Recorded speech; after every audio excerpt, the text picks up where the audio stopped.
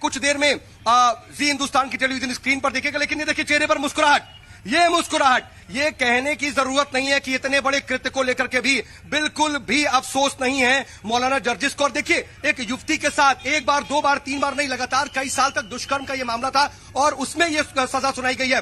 बताया गया कि शादी का झांसा दिया जा रहा था इस युवती के साथ, वो बाकायदा लगातार जब जब प्रीचेस करने के लिए आता था, लगातार वो धार्मिक सम्मेलनों के लिए आता था, उसके खुतबे होते थे, उस दौरान वो उस महिला से मिलता था और लगातार उसके अपनी हवस का शिकार बना रहा था। और आज ये बड़ी सजा सुनाई गई है। और इस वक्त जी हिंदुस्तान पर एक शख्स, वक्त थोड़ा सा तवील जाएगा लेकिन बात सुनने वाली बात है। एक मौलवी था, उसको कली जेल हुई, उसको कली जेल हुई है, वहाबियों में से था, गैर मुकल्लिद था।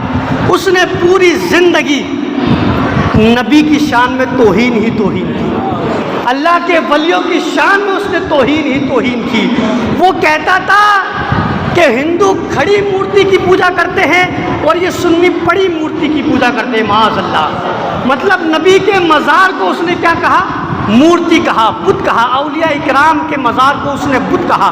और उसी का एतराज़ था कि साहब नबी को तुम हज़रत और इमाम अहमद रज़ा को आला हज़रत कहते हो। उसका जवाब आप सुन लीजिए, इसका लक़ब की ज़रूरत क्यों पड़ी? आला हज़रत जिस दौर के अंदर थे उस वक्त में उनसे बड़ा कोई मुहद्दिस, उनसे बड़ा कोई इमाम मौजूद ही नहीं था। जब लोगों ने उनके इल्म को देखा, जब लोगों ने उनके फतावे को पढ़े, जब लोगों ने उनके तसानीफ को पढ़ा, तो वो कहने पर मजबूर हो गए कि हज़रत तो हम लोग हैं, आप तो आला हज़रत हैं। मतलब आप हम लोगों में मुमताज़ हैं, आप हम लोगों में मुमताज़ हैं। तो नबी के बारे में कौन सोच सकता है? कोई सोच नहीं सकता। कहने का मतलब यह है, जो नबी के बारे में गुस्ताखी करता है और जब नबी की शान बयान करता है, दोनों बराबर नहीं हो सकते। आज पूरी दुनिया के अंदर आला हज़रत का उर्स मनाया जा रहा है और वो कंजर, वो कुत्ता जो नबी को कहता था कि मरकर मिट्टी में मिल गए और नबी के मज़ार को बुत से तशबीह देता था, 13 साल की सज़ा हुई है उसको, रेप के अंदर गया है। वो बड़ी तौहीद की बातें करता था, नबी को हटाकर खुदा तक पहुंचने चला था, नबी को हटाकर खुदा तक पहुंचने चला था। खुदा ने उसको जेल में पहुंचा दिया।